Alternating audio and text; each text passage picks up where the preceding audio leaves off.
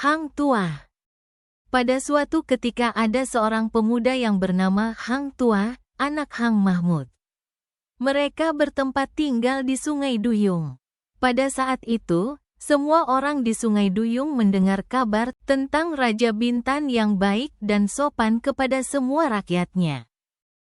Ketika Hang Mahmud mendengar kabar itu, Hang Mahmud berkata kepada istrinya yang bernama Dang Merdu, "Ayo kita pergi ke Bintan, negeri yang besar itu, apalagi kita ini orang yang miskin.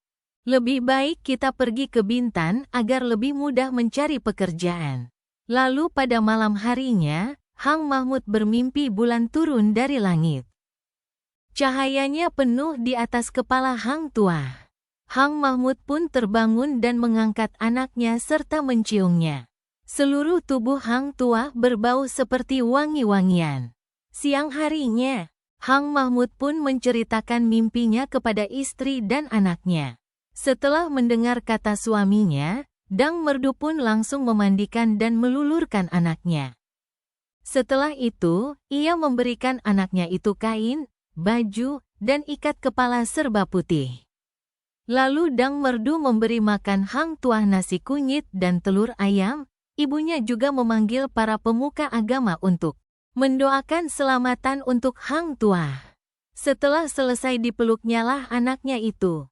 Lalu kata Hang Mahmud kepada istrinya, "Adapun anak kita ini kita jaga baik-baik, jangan diberi main jauh-jauh."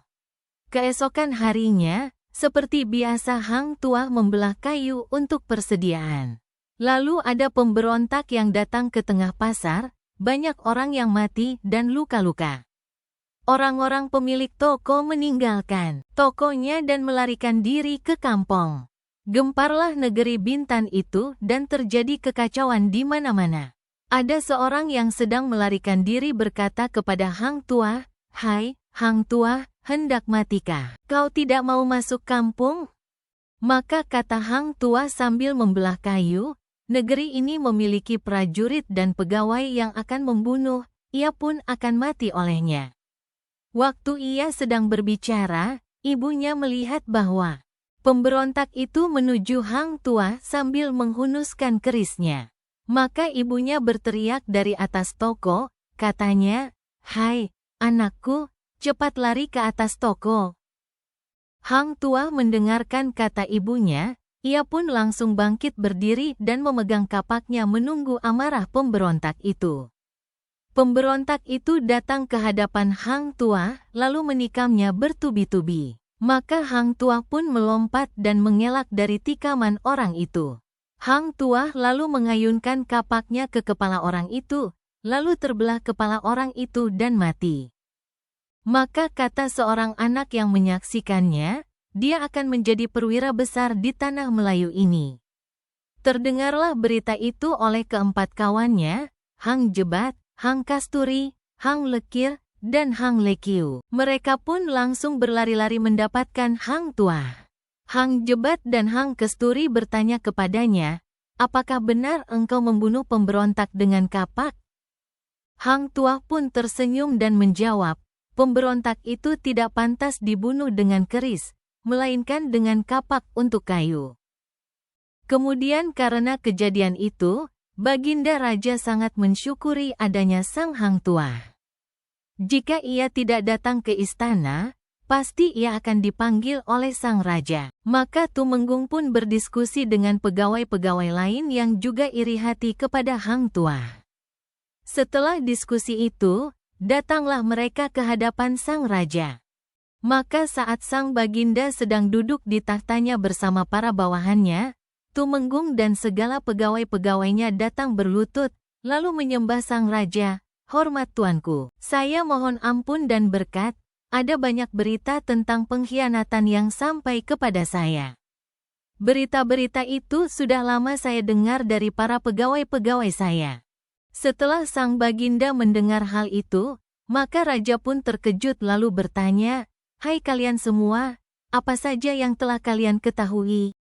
Maka seluruh menteri-menteri itu menjawab, "Hormat tuanku, pegawai saya yang hina tidak berani datang, tetapi dia yang berkuasa itulah yang melakukan hal ini." Maka Baginda bertitah, "Hai Tumenggung, katakan saja, kita akan membalasnya." Maka Tumenggung menjawab, "Hormat tuanku, saya mohon ampun dan berkat, untuk datang saja hamba takut karena yang melakukan hal itu, Tuan sangat menyukainya. Baiklah, kalau Tuan percaya pada perkataan saya, karena jika tidak, alangkah buruknya nama baik hamba, seolah-olah menjelek-jelekkan orang itu." Setelah Baginda mendengar kata-kata Tumenggung yang sedemikian itu, maka Baginda bertitah, "Siapakah orang itu, Sang Hang Tuah-kah?" Maka Tumenggung menjawab, "Siapa lagi yang berani melakukannya selain Hang Tuah itu?" Saat pegawai-pegawai hamba memberitahukan hal ini pada hamba, hamba sendiri juga tidak percaya. Lalu hamba melihat Hang Tuah sedang berbicara dengan seorang perempuan di istana. "Tuan ini," perempuan tersebut bernama Dang Setia. Hamba takut ia melakukan sesuatu pada perempuan itu, maka hamba dengan dikawal datang untuk mengawasi mereka. Setelah Baginda mendengar hal itu, murkalah ia, sampai mukanya berwarna merah padam. Lalu ia bertitah kepada para pegawai yang berhati jahat itu, "Pergilah, singkirkanlah si durhaka itu." Maka Hang Tuah pun tidak pernah terdengar lagi di dalam negeri itu. Tetapi si Tuah tidak mati karena si Tuah itu perwira besar, apalagi dia menjadi wali Allah. Kabarnya sekarang ini Hang Tuah berada di puncak Dulu Sungai Perak, di sana ia duduk menjadi raja segala Batak dan orang hutan. Sekarang pun raja ingin bertemu dengan seseorang, lalu ditanyainya orang itu, dan ia berkata, "Tidakkah Tuan ingin mempunyai istri?"